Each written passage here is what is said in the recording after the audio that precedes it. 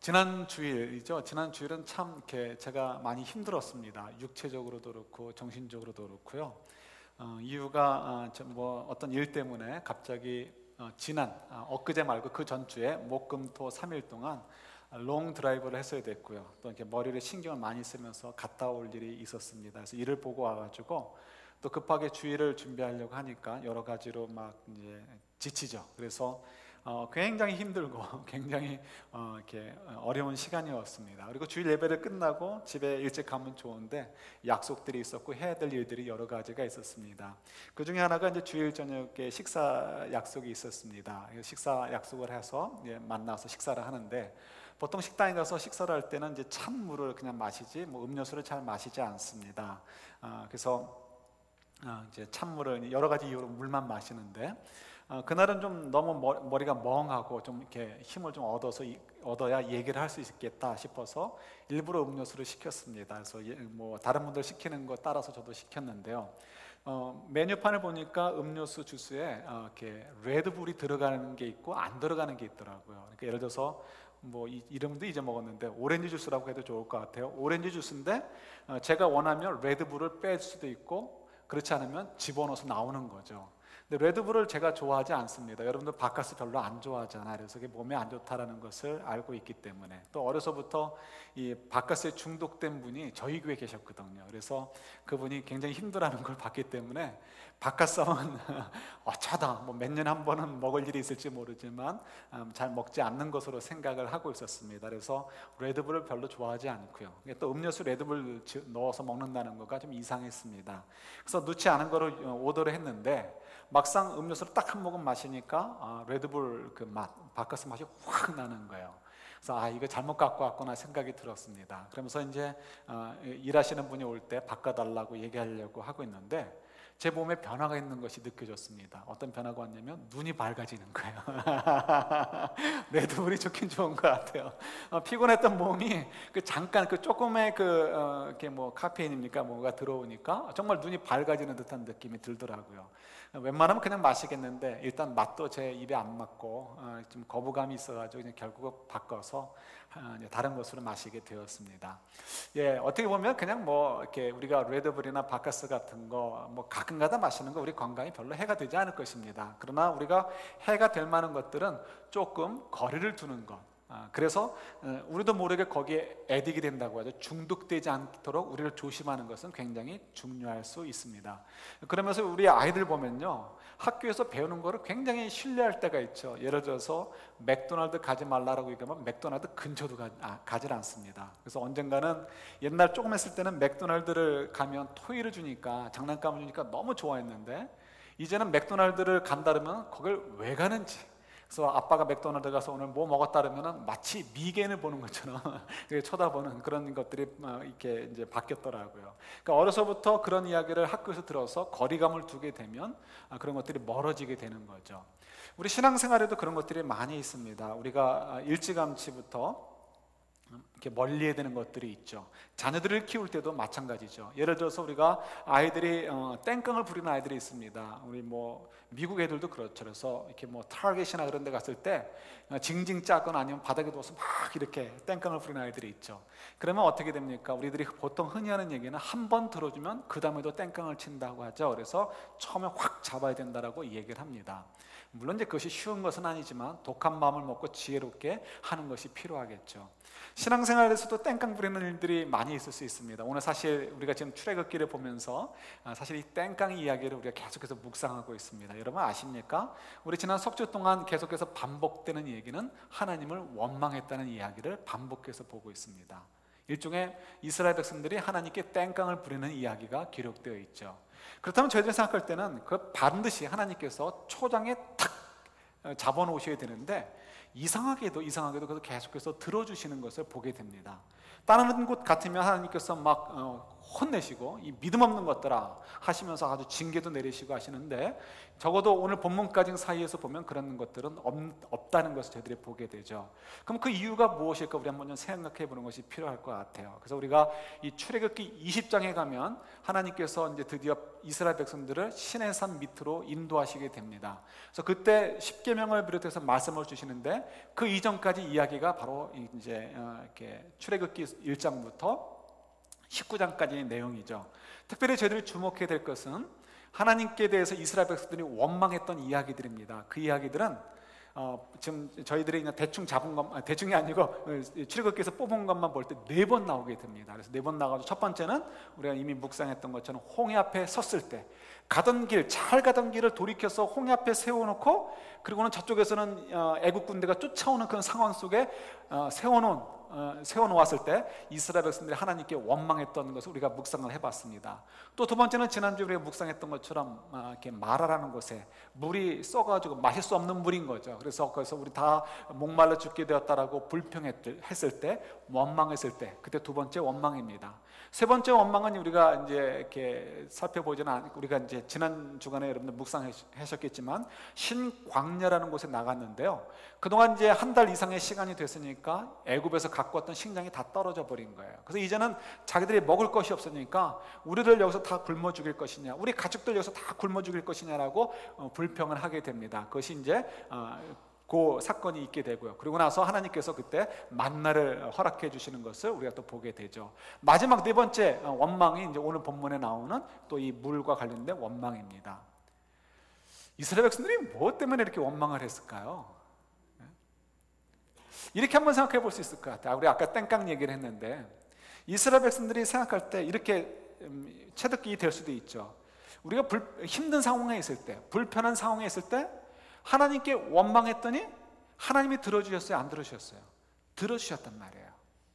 하나님께 응답받기 위해서는 우리가 참을 것도 없고 뭐 다른 거 할 거 없이 그냥 하나님께 원망하면 되는구나, 하나님께 불평하면 되는구나, 하다못해 모세에게라도 불평을 하면 하나님이 즉각 응답해 주시는구나 라고 생각할 수 있는 거죠. 실제로 이상하게도 하나님께서 이 4번에 걸쳐서 원망을 할 때 하나님 한 번도 그들에 대해서 뭐라고 얘기하지 않으시고 그냥 다 들어주셨단 말이에요.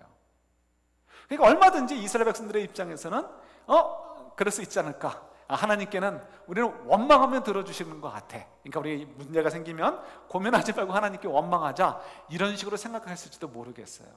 그러나 우리 성경 분명히 얘기하죠. 모세가, 그러니까 신명기서에서도 분명히 얘기하고 또 우리 마태복음이나 그런 곳에서 예수님께서 분명히 얘기하십니다. 여호와를 시험하지 말라는 거, 시험하지 말라, 원망하지 말라, 트러스트를 못해가지고 불안해하지 말라, 하나님께 따지지 말라라는 거죠. 하나님을 신뢰하라는 거예요. 우리 성경 한 군데만 찾아보도록 하겠습니다. 우리 신명기서 6장 한번 찾아보시겠어요? 신명기서 6장입니다.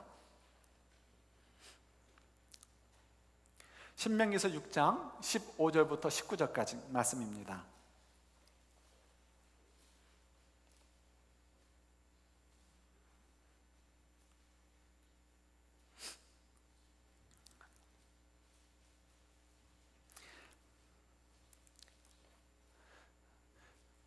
신명기서는 우리 출애굽기 다음에 나오는 거죠. 우리 신명기서 6장 15절부터 19절 우리 한 절씩 18, 19절은 같이 있습니다. 너희 중에 계신 너희의 하나님 여호와는 질투하시는 하나님이신즉 너희의 하나님 여호와께서 내게 진노하사 너를 지면에서 멸절시키실까 두려워하노라. 너희가 마사에서 시험한 것 같이 너희의 하나님 여호와를 시험하지 말고 너희의 하나님 여호와께서 너희에게 명하신 명령과 증거와 규례를 삼가 지키며 여호와께서 보시기에 정직하고 선량한 일을 행하라. 그리하면 내가 복을 받고 그 땅에 들어가서 여호와께서 모든 대적을 내 앞에서 쫓아내시겠다고 내 조상들에게 맹세하신 아름다운 땅을 차지하리니 여호와의 말씀과 같으니라. 아멘. 자, 여기 보면은 이렇게 하나님께서 말씀하신 것이 있죠. 모세를 통해 주신 말씀이 있습니다. 여호와를 시험하지 말라라는 거예요. 하나님을 불신해 가지고 하나님께 불평하거나 원망하거나 불만을 토로하지 말라라는 것이죠. 하나님을 전적으로 신뢰하라는 거예요. 그래서 이 신명기서 6장을 보면 우리 여러분 신명기서 6장 4절은 굉장히 유명한 말씀이죠. 쉐마 이스라엘 해가지고 유대인들은 그 말씀을 적어서 이 머리다가 이렇게 달고 다니죠. 이렇게 정통 이렇게 유대인들은 그렇습니다. 그래서 뉴욕에서 보면 정통 유대인들이 많은데 전부 다 시커먼 옷을 입고 시커먼 모자를 쓰고서 때를 지어서 왔다 갔다 하는 사람들이 있습니다. 아마 그쪽에 회당이 있는지 그래서 몇 번 이렇게 그런 모습을 본 적이 있습니다. 저도 한번 보고 싶고 여러분들에게도 보여드리고 싶어서 이마에 다는 거 이걸 좀 사고 싶었어요. 그래서 이걸 살 수가 없어서 마침 제 아들이 이제 중학교 때 주이시 스쿨을 다녔잖아요. 그래서 졸업여행을 갈 때 사오라고 이제 부탁을 했습니다. 근데 알고 보니까 가격이 너무 비싼 거예요. 뭐 아주 조그만 게 100몇십 불이라고 하더라고요. 그러니까 저희가 준 용돈을 벗어날 수 있는 액수가 되는 거죠. 그래서 사오지 못했다 그러더라고요. 사실 그 좀 제가 있었으면 좀 비싸더라도 사가지고 저도 좀 보고 여러분들도 좀 보여드리고 싶었는데 그러지 못해서 아쉬움을 갖습니다. 그만큼 그들이 머릿속에 달고 다닐 만큼 이 신명기서 6장의 말씀 굉장히 중요합니다. 그래서 신명기서 6장은 율법에서 가장 중요한 내용이 담겨져 있죠. 너희 하나님을 마음과 뜻과 목숨을 다해서 생명을 다해서 너희들 사랑해라 라고 주시는 말씀이 신명기서 6장에 기록되어 있습니다. 그래서 신명기서 6장은 하나님과 우리들 사이에 무엇이 중요한가 이걸 가르쳐 주는데 그것은 사랑의 관계라는 거예요. 그래서 오늘 본문에도 나오면 우리가 좀 전에 읽었던 15절에도 보면 신명기서 6장 15절에도 보면 하나님은 어떤 하나님으로 설명하고 있죠? 질투하시는 하나님이라는 거예요.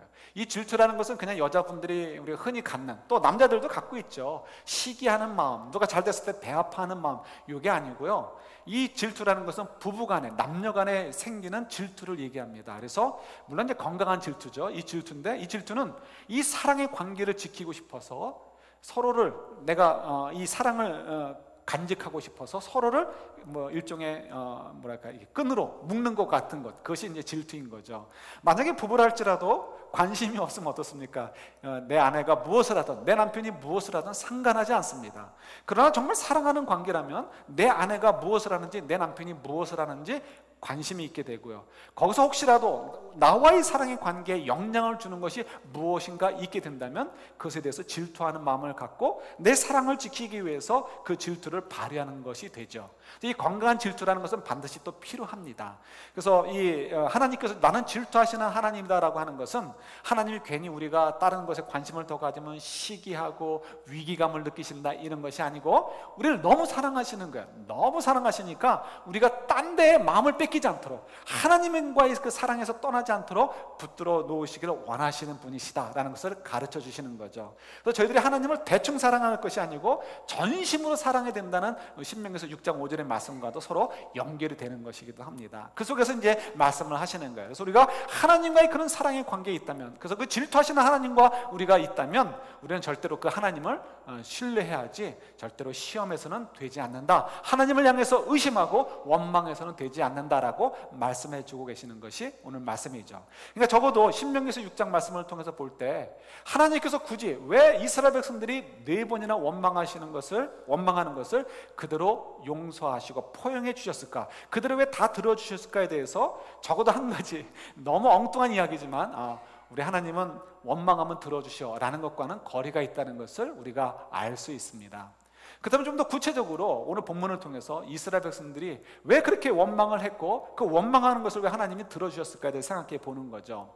여러분, 재미있는 것은 이 4번의 원망이 이게 성경에 기록되었는데요, 이 4번의 원망이 며칠 동안에 벌어진 일들이라고 생각이 드십니까? 우리가 흔히 웬만한 관계라고 생각하면 한 1년쯤, 2년쯤 동안에 하나님께 원망하는 것이 아닐까라고 생각을 할 수 있습니다. 벼룩이도 낯짝이란 말이 있다라는 말이 있잖아요. 자기들도 낯짝이 있죠. 하나님께서 이렇게 기적적으로 공급해 주시는 것이 있고 은혜를 내려주시는 것이 있는데 어떻게 금방금방 하나님 원망하고 또 하나님 원망할 수 있겠어요. 그러나 놀랍게도 이 4개의 사건들은 아주 맥시멈으로, 이게 맥시멈으로 잡을 때 이렇게 될 수는 없어요. 그러나 맥시멈으로 잡을 때 45일 안에 벌어진 일이에요. 짧게는 한 달 이내에 벌어진 일이에요. 놀랍지 않습니까? 하나님께서 이적으로 물을 단물로 만들어 주시고 만나와 메추기를 보내주시고 구름 기둥과 불 기둥으로 함께 해주시고 홍해로 애국 군대를 쓸어버리시고 자기들을 구원해 주시고 심지어는 10가지 재앙으로 애국을 심판하신 것을 두 눈으로 보고 경험했음에도 불구하고 어떻게 그 몇십일 사이에도 여러 번, 그것도 4번이나, 적어도 성경에 기록되어 있는 것만 4번이나 하나님을 향해서 원망할 수 있냐는 거예요. 놀랍죠? 우리나라 이스라엘 백성들이나 다 고만고만한 것 같아요. 오늘 본문 속에서도 보면 이 정말 이해할 수 없는 부분이 나오는 거죠. 적어도 그들이 얘기하는 대로 하나님이 우리들 가운데 계시느냐라고 얘기하기에는 그들이 좀 창피한 부분들이 많이 있습니다. 왜요? 너무나 분명한 증거들이 있기 때문에 그래요. 어떤 증거들이 있습니까? 첫 번째는 하나님께서 그들과 함께 하시면서 이렇게 보여준 증거들이 있는데, 하나님만이 하실 수 있는 방법으로 그들을 구원해 주셨잖아요. 조금 전에도 설명드렸듯이 홍해를 가르시면서 그들을 구해 주셨어요. 애국군들을 쓸어버리셨어요. 10가지 재앙들을 그들의 눈에 보여주셨어요. 또 그것만이 아니죠. 그 다음에 구름 기둥과 불 기둥으로 늘 언제나 그들과 함께하고 계셨고 그들을 인도해 주셨어요. 그들이 가야 될 곳이 있다면 구름 기둥과 불 기둥이 먼저 움직여서 그들을 인도해 주셨어요. 우리 지난주에도 연결해서 묵상했듯이 이 구름 기둥과 불 기둥은 하나님의 천사와도 관련이 있었죠. 또 그것만이 아니에요. 하나님께서 필요할 때마다 물을 기적적으로 공급해 주셨어요. 만나를 공급해 주셨어요. 이 불평을 하고 원망을 하는 그날 아침에도, 그 전날 밤에도 그들은 뭘 먹었죠? 만나로, 하나님께서 기적적으로 주시는 그 만나를 가지고 음식을 만들어 먹었습니다. 그렇게 하나님께서 함께 하시는 것이 너무나 분명한데도 불구하고 그들은 뭐라고 얘기하고 있죠? 우리 오늘 7절은 읽지 않았지만 여러분들 성경을 통해서 알 수 있는 것, 하나님께서 우리 가운데 계시는가 안 계시는가라고 서로 떠들었다는 거예요. 너무나 명백한 증거들이 있음에도 불구하고 어떻게 그런 얘기를 할 수 있을까요? 그게 참 재밌는 부분인 거죠. 적어도 제 생각에는 하나님께서 우리와 함께하고 계시는가 안 계신가에 대한 것은 아마도 실제로 그들이 하나님이 우리와 함께 하시는지 아닌지 모르겠다는 것은 아닌 것 같아요. 왜? 이유는 조금 전에 설명드렸듯이 너무나 명백한 증거들이 있기 때문에 그렇죠. 그렇다면 왜 이스라엘 백성들이 그렇게 얘기했을까요? 그는 이런 식이 아니었을까 싶습니다. 마치 우리 사람들이 얘기할 때 우리 게임을 하다가 게임에 몰린 사람이 어찌할 바를 모르면 우리가 농담하는 거 있죠. 그 사람 어디 갔어? 그래서 우리 흔히 하는 얘기, 장기 두는 사람 어디 갔어? 이렇게 얘기하는 것처럼 얘기하는 것들이 있죠. 또 우리가 이렇게 우리 그런 분들이 종종 있죠. 성장 과정에서 부모님들이 너무너무 바빴어요. 특히 아빠가 너무 바빴어요. 우리 70년대, 80년대 우리 일하셨던 분들은 더 그렇죠. 새벽에 나가가지고 밤 너무 늦게까지 그 다음 새벽에 돌아오는 것이 일상이었죠. 그래서 일주일에 아빠 얼굴 한번 보기가 힘들었던 그런 시대가 있었고 그런 부모님들이 있었습니다. 그럴 때 그 아이는 자라가지고 뭐라고 얘기할까요? 내가 티네이저 때는, 내가 혹은 초등학교 다닐 때는 나에게는 아빠가 없었어 라고 얘기할 수 있습니다. 그 얘기는 아빠가 실제로 없었다는 얘기가 아니에요. 다만 자기와 인격적인 관계를 맺을 만한 그런 때에 그런 만남을 갖지 못했다라는 것을 얘기하고 있는 거죠. 그러니까 오늘 본문 속에서도 하나님이 우리 가운데 계시느냐 안 계시냐라고 하는 것은 물론 그들 가운데 정말 미련해서 하나님이 너무나 많은 증거들을 보여주셨음에도 불구하고 하나님이 계신지 아닌지 정말 모르는 사람도 있었을지 모르겠지만, 제 생각엔 대부분의 사람들은 하나님이 계시는 것은 믿지만 그렇게 말한 이유는 하나님이 계시다면 어떻게 우리가 요만 요꼴로 사느냐, 어떻게 이런 상황 속에 우리가 살고 있느냐라고 질문하는 것이다라고 저는 이해가 되어집니다. 아마 그게 맞을 거라고 생각이 들어요. 쉽게 얘기한다면 내 기대와 하나님의 기대가 맞지 않는다는 거예요. 그래서 좀 더 우리가 풀어본다면 이럴 수 있는 거죠. 만약에 하나님께서 정말 계시다면 어떻게 우리가 이렇게 오랫동안 물이 없어서 우리가 목말라 죽을 것에 대해서 걱정하도록 내버려 둘 수 있냐는 거예요. 하나님께서 정말 살아계시다면 어떻게 우리가 이 광야에서 이 떼약볕 밑에서 이 고생을 하도록 가만히 두시겠냐는 거예요. 만약 하나님이 정말 계시다면 왜 우리가 홍해 앞에 서가지고 두려움 가운데 부들부들 떨도록 만드셨냐는 거예요. 그러니까 내 기대와 하나님의 기대가 맞지 않는다는 거죠. 또 이렇게도 생각해 볼 수 있습니다. 하나님은 정말 능력이 있으신 분이신데 왜 하나님께서 그렇게 능력이 있으신 분께서 우리를 위해서 최선을 다하지 않으시냐는 거예요. 더 잘하실 수 있는데도, 더 우리를 편한 길로 인도해 줄 수 있음에도 불구하고 우리에게 더 큰 축복들을, 세상적인 축복들을 내려줄 수 있음에도 불구하고 왜 내려주지 않으시냐라고 질문할 수 있는 거죠. 그래서 우리가 이 본문을 통해서 이스라엘 백성들이 하나님을 향해서 원망을 하는 이유, 그 이유는 다른 것이 아니고 왜 우리의 생각과 달리 하나님께서 우리를 이렇게 좀 힘들게 인도해 주시는가에 대한 불평이고 불만일 수 있는 거예요. 그래서 하나님께서 그걸 아시는 거죠. 그들은 이제 400년 동안 노예 생활을 하다가 출애굽하여서 하나님의 백성으로서 삶을 살도록 강하게 권유를 받은 지는 이제 40여일밖에 되지 않습니다. 그래서 이제부터 하나님께서 그들에게 어떤 삶을 살 것인가를 훈련시키시는 것이 필요했고요. 그래서 하나님께서 그들의 불평과 불만을 다 들어주시면서 오히려 그들에게 더 많은 은혜들을 체험하도록 하나님께서 배려해 주신 것을 보게 되는 거죠. 그걸 통해서 그들이 이제 삶이, 인생이 바뀌었다는 것을 가르쳐 주고 싶으셔서 그런 것이죠. 그래서 하나님께서는 오늘 이제 본문 7절 이후에 보면 17장 이제 8절부터 끝까지 보면 재미있는 이야기가 또 하나 기록되어 있습니다. 무슨 전쟁 이야기가 기록되어 있죠? 여러분 아시죠? 르비딤 골짜기에서 그 아말렉 족속과 전투가 벌어지는 일이 생기게 되어집니다. 우리가 언뜻 생각하면 이스라엘 백성들이 하나님께 대해서 원망했기 때문에 하나님께서 벌을 주셔서 그들에게 아말렉이 쳐들어와서 공포에 떨게 하셨다라고 생각할 수 있습니다. 그런데 그것보다는 우리가 자연스럽게 본문을 보다 보면 하나님께서 그런 얘기를 안 하시거든요. 오히려 그것이 아니고 하나님이 정말 너희들과 함께 가고 계시다, 하나님이 정말 너희들을 사랑하고 계시다, 하나님이 정말 너희들을 인도하고 계시다라는 것을 확증해주고 보여주시기 위해서 아말렉을 보내셨다라고 생각하는 것이 맞는 것 같아요. 실제로 아말렉이 와서 이스라엘을 별로 괴롭히지 못합니다. 하나님께서 아말렉을 압도적으로 이기게 하시죠. 근데 어떻게 이기게 하시죠? 방법이 재밌는 거예요. 모세가 아론과 홀과 함께 산 언덕 위로 올라갑니다. 그리고는 전쟁터를 내려다보면서 두 팔을 들죠. 두 팔을 들면 이스라엘 백성들이 압도적으로 우세해서 이기게 됩니다. 그러나 피곤해서 팔을 내리게 되면 그때는 이스라엘 백성들이 밀리게 되는 거죠. 여러분, 이게 참 재밌는 표현 아닙니까? 이 이후에 어떤 전쟁도 이런 전쟁 방식으로 했던 전쟁이 없습니다. 이건 특별한 경우고 단 한 번 있었던 이야기죠. 그 다음에 왜 하나님께서 이 특별한 경우를 이때 허락하셨냐는 거예요. 바로 이유가 있기 때문이라는 거죠. 그 이유가 무엇일까요? 그건 다른 것이 아니고 이스라엘 백성들이 볼 때는 조금 좀 뭐라 해야 될까요? 좀 합리적이지 못하고 굉장히 엉뚱해 보이고 굉장히 좀 뭔가 뭐라 해야 될까요? 좀 맞디가 맞지 않는 것처럼 보일 수 있습니다. 그러나 그것이 하나님께서 선택하신 방법이라면 하나님께서는 그 방법을 통해서 일을 하신다는 것을 가르쳐주고 싶으신 거죠. 좀 더 이렇게 쉽게 얘기한다면 이거예요. 지금 이스라엘 백성들은 자기들이 하나님의 백성에 대해서 길을 떠나고 있어요. 그리고 하나님께서 약속해 주신 대로 젖과 꿀이 흐르는 땅으로 가고 있습니다. 그곳을 가면 하나님 주시는 놀라운 축복들을 누리게 될 것이다 라고 하나님이 누누이 얘기해 주셨어요. 지금 그런 기분을 가지고 가고 살고 있습니다. 그런데 그 가는 과정이 너무 힘든 거예요. 너무 어려워요. 그래서 포기하고 싶어요. 그러니까 정말 실제로 이스라엘 백성들이 가다가 하나님, 왜 우리를 여기 이곳으로 이끌어서 우리를 다 죽이려고 하십니까? 우리가 애굽에 있었으면 좋았겠습니다 라고 하는 이야기들을 뱉는 경우도 발생하게 되는 거죠.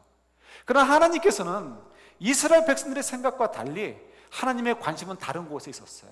이스라엘 백성들은 어떻게 하든지 빨리 젖과 꿀이 흐르는 그 땅에 들어가서 하나님이 약속해 주신 그 땅을 소유해 보는 것, 그리고 그 땅 속에서 자기들이 노력해서 얻은 곡식을 먹고 키운 양들을 잡아먹으면서 사는 것, 그것이 그들의 관점이었고 그들의 꿈이었습니다. 그러나 하나님의 관심은 거기에 있지 않았죠. 땅을 주고 그리고 그들에게 맛있는 우유와 고기를 많이 제공해 주는 것이 하나님의 관심에 있지 않았습니다. 하나님의 관심은 그들이 어떻게 하면 하나님의 거룩한 백성이 되어져서 하나님께서 계획하신 대로 이 땅 속에서 복의 근원의 역할을 감당하게 할 것인가, 거기에 관심이 있는 것이죠. 그래서 하나님의 거룩한 백성이 되기 위해서는 그동안 가지고 있었던 내 생각, 내가 주인이었던 것을 내려놓고 그리고 하나님이 주인이 되도록 하는 것이 필요합니다.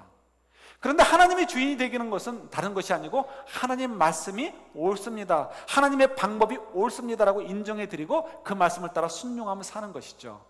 그런데 이것이 우리들의 생각과 너무나 차이가 많이 납니다. 그래서 하나님께서는 이 과정을 통해서 원망하고 들어주심을 통해서 사랑하는 백성들이 자연스럽게 우리가 생각하는 것 너머에 하나님의 계획이 있고 하나님의 능력이 우리를 지키고 계시는구나 하는 것을 깨닫고 좀 느낄 수 있도록 하나님이 도와주고 계시다는 것을 우리가 발견할 수 있습니다. 이렇게도 생각할 수 있을 것 같아요.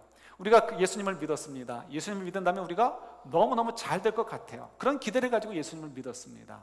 그런데 예수님 믿은 다음에 오히려 어려움이 많이 있습니다. 주님께서도 말씀하시죠. 내 십자가를 너희가 져야 된다라고 얘기를 하십니다. 그리스도의 십자가를 지는 것이 너무 어렵습니다. 그래서 우리가 신약 성경을 보면 서신서의 대부분은 바로 그런 이야기들을 나누고 있습니다. 초대교회 성도들이 예수님을 믿으면, 하나님의 아들 예수님을 믿으면 하나님의 놀라운 은혜와 은총을 누린다라고 복음을 받고 예수를 믿게 되었어요. 그래서 실제로 예수를 믿은 다음에 그들에게 찾아온 것은 너무나 힘들고 어려운 상황들만인 거죠. 그러니까 대부분의 초대교회 성도들이, 많은 성도들이, 서신서에 나오는 많은 분들이 자기들의 신앙을 돌이켜서 옛 유대교로 돌아가든지 아니면 예수 그리스도의 그 복음을 저버리려고 하는 일들이 얼마나 많았던 것인가를 저희들이 볼 수 있고 발견할 수가 있죠. 예, 저희들도 뭐 동일하죠. 우리도 예수를 믿은 다음에 얼마나 많은 십자가를 져야 됩니까? 그것 때문에 우리가 힘들어하는 거예요. 우리 생각을 내려놓고 우리의 왕이신 하나님의 생각대로 바꾸는 것, 이거 참으로 어렵습니다. 그래서 여기서 우리가 너무나 큰 흔들림을 받게 되는 거죠. 우리가 이렇게 큐티를 합니다. 큐티를 하는데 큐티가 재미가 없을 때가 너무나 많이 있죠. 왜 그렇죠? 큐티를 통해서 하나님과 깊은 교제를 나누고 싶어요. 하나님이 감동을 줬으면 좋겠어요. 그런데 많은 경우에는 하나님께서 감동을 주시기보다는 마치 우리가 벽에 대고 혼자 떠드는 것처럼 냉랭할 때가 참 많아요. 그래서 우리 젊은 아이들을 이렇게, 예를 들어서 저 같은 경우는 이제 중고등부 아이들을 많이 가르쳤었는데, 고등부 아이들이나 중등부 아이들이나 큐티를 훈련시키다 보면 아이들이 기브업을 쉽게 해버립니다. 이유는 그냥 맨날 그냥 어떤 도덕책을 읽는 것처럼 어떤 그때 오는 영적인 감동, 이런 것들이 별로 없기 때문에 그래요. 우리들도 마찬가지죠. 저희들도 그래서 저희들이 큐티를 잘 못하는 이유가 거기에 있어요. 왜 하나님께서 우리에게 좀 빨리빨리 감동을 주시거나 반응을 해주지 않으실까? 마치 예수님께서는 불교에서 그런 거 있죠. 무건수행한다 하는 것처럼 침묵의 기도, 우리 수도원에서는 그런 말 하죠. 침묵의 기도라는 것이 있는데, 침묵의 기도를 하시는 것처럼 우리의 그 간구하는 마음에 대해서 쉽게 응답하지 않으실 때가 많이 있어요. 그래서 저희들도 모르게 내가 이렇게까지 큐티를 해야 되는가 하는 생각, 내가 이와 같이 이렇게까지 예수님과의 그 만남을 갖고 싶은데 왜 예수님은 침묵하시는가에 대한 실망 때문에 포기하는 경우가 많이 있죠. 그것만이 아니죠. 좀 더 나아가면 이런 것들도 있죠. 우리의 찬양 가운데 이런 것이 있죠. 미움 다툼 시기 질투 버리고 우리 서로 사랑해, 이런 찬양이 있습니다. 미움 다툼 시기 질투, 여기서 자유로울 사람이 누가 있습니까? 다 여기서 얽매여 있습니다. 그런데 우리가 만약에 예수님을 믿으면서 나는 썬데이 크리스천으로 만족해라고 한다면 고민거리가 없습니다. 그냥 썬데이 나오는 걸 통해서 나는 크리스천이야, 나는 구원의 확신이 있어라고 얘기하고 끝날 수 있으니까요. 고민할 것이 없죠. 그러나 만약에 여러분들께서, 또 저도 마찬가지죠, 우리 속에 성령이 정말 거하신다면 우리는 그야말로 썬데이 크리스천으로 끝날 수가 없습니다. 찬양처럼 미운 다툼 시기 질투 버리고 우리 서로 사랑해라는 그 찬양이 꼭 부르지 않아도 우리 심령 속에서 울려 퍼질 수밖에 없는 거죠. 왜요? 우리 속에 거하시는 성령께서 우리를 충동질하시기 때문에 그렇습니다. 그런데 우리가 미움 다툼 시기 질투 없이 사는 것은 너무나 힘들어요. 그래서 우리는 자꾸 포기해 버리게 됩니다. 주저앉으려고 하는 거죠. 내 생각과 하나님의 생각은 달라요 라고 얘기하게 됩니다. 미움 다툼 시기 질투 버리기 위해서 우리가 순종하게 되면 우리가 당장 보는 손해가 너무 큽니다.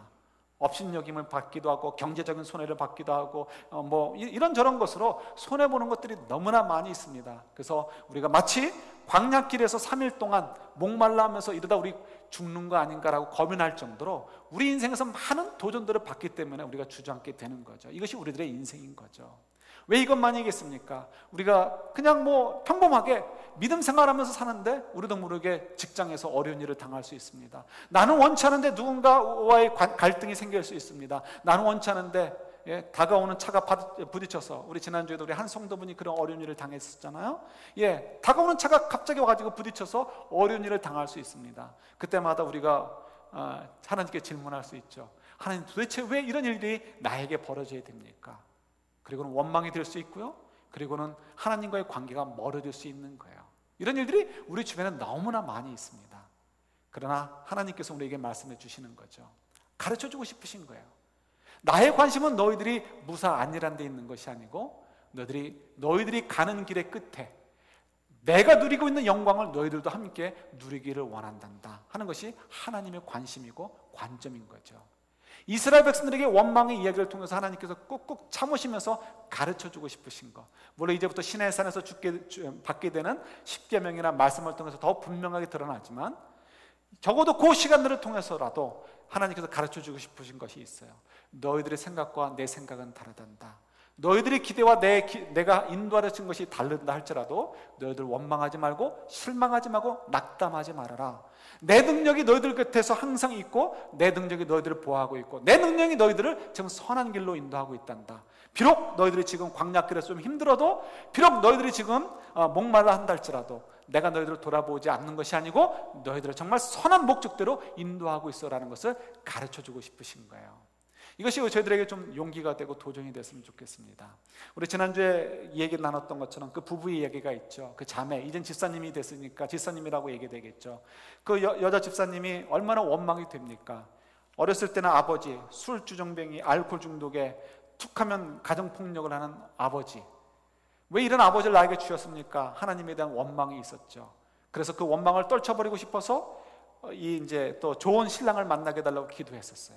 근데 좋은 믿음의 사람을 만나서 결혼했는데 알고 보니까 자기도 인격에 부족함이 있고 그 남편도 신앙은 좋지만 이렇게 여러 면에서 부족한 존재인 거죠. 그러니 둘이 싸울 수밖에 없고 결국은 이혼을 눈앞에 둘 수밖에 없었잖아요. 그때 그 자매에게 한 예배를 통해서 성령께서 역사해 주시는 거죠. 야, 너는 정말 하나님께서 너를 이렇게 축복하지 않으시고 너에게 원망거리만 주는 분으로 생각하니? 너는 정말 하나님께서 너를 그런 인생으로 끝나게 하기를 원하신다고 생각하니? 그가 도전을 받습니다. 적어도 지금까지는 나는 그렇게 느껴졌지만 하나님께서 말씀하신 것이 맞지 않겠는가? 내 과거, 돌이킬 수 없는 과거 속에서 이런 상처가 있었지만 결국 하나님께서 모든 것을 합력할 선을 이루시겠다고 하시는 그 말씀대로 되지 않겠는가? 한 번만 더 나가보자. 그 자리에서 주저앉지 않고 한 번 더 나아가게 된 거죠. 그때 하나님께서 놀라운 변화의 역사를 허락해 주셨고 그 다음에 그들의 삶이 변화되었던 것을 우리가 지난주에 나눠보았습니다. 여러분, 이번 한 주간도 저희들이 복의 근원으로 살게 됩니다. 하나님께서 우리 이 땅에 보내주신 이유가 거기에 있죠. 그러나 그 길은 십자가의 길입니다. 여러분들께서 미움, 다툼, 시기, 질투 그 하나만 가지고 살려고 해도 절대로 쉽지 않은 삶입니다. 부부간에도 미움, 다툼, 시기, 질투가 있을 수 있습니다. 성도 간에도 있을 수 있습니다. 부모와 자녀 간에도 있을 수 있습니다. 심지어는 직장터에서나 혹은 비즈니스 관계 속에서 그런 분들이 있을 수 있습니다. 그럴 때 우리는 하나님, 왜 내가 이런 일들을 경험해야 됩니까? 라고 우리가 원망할 만할 수 있습니다. 그러나 하나님께서는 분명히 목적이 있고 이유가 있으신 거예요. 그런 일들을 통해서 적어도 저희들은 이제는 말씀을 갖고 있고 성령의 음성을 들을 수 있는 저희들을 가지고서는 이제 하나님께서 우리가 그 일들을 통해서 있는 그 현장 속에서 우리가 어떤 역할을 하기를 원하시는 거죠. 늘 우리가 얘기하는 것처럼 우리가 감동을 주기를 원하시는 거예요.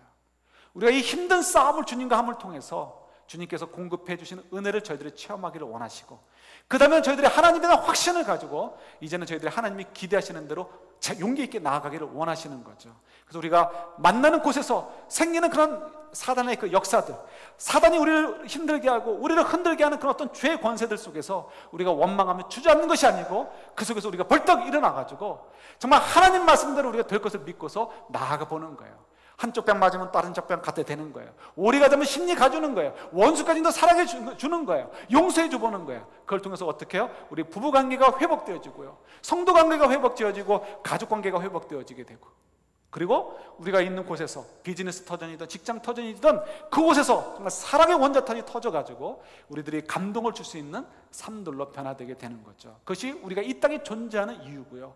그것을 위해서 주님께서는 지금도 우리에게 때로는 우리의 원망을 들어주시면서 우리에게 은혜를 확인해 주시고 그걸 통해서 우리가 더욱 하나님을 신뢰하도록 만들어주고 계셔요.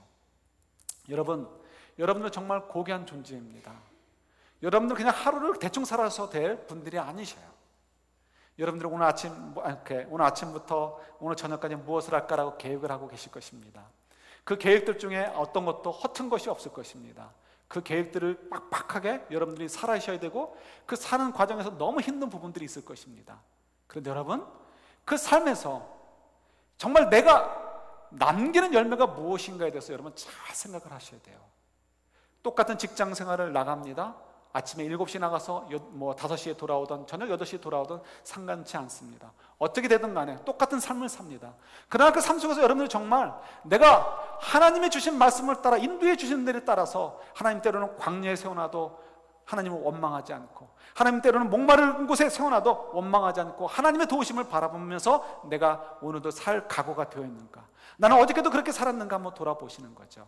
그런 각오를 가지고 살게 될 때 여러분들이 그 빡빡한 인생, 정말 정신없이 살아야 되는 그 인생 속에서도 우리는 그저 헛된 인생을 사는 것이 아니고 단 하루도 헛되이 사는 것이 아니라 바로 하나님께서 기뻐하시는 대로 이 세상 속에 생명의 빛을 전하면서 감동을 주는 인생들로 사는 저와 여러분들이 되는 것임을 믿으실 수 있기를 바랍니다. 여러분, 정말 여러분들의 인생이 너무너무 소중하고요, 그 소중한 인생을 정말 하루하루 살아갈 때 여러분 원망으로 놓치지 마시고 결국 하나님의 능력으로 임하실 것을 믿으시면서 여러분 좀 담대하게 나가셔서 저와 여러분들 모두가 하루하루 속에서 정말 하나님이 우리와 함께 하시는 것을 좀 저희들이 경험하고 그 속에서 이 세상을 좀 감동을 줄 수 있는 그런 삶들로 살아가는 저희들, 복의 근원의 삶들로 살아가는 저희들이 될 수 있기를 우리 주님의 이름으로 축원합니다. 아멘.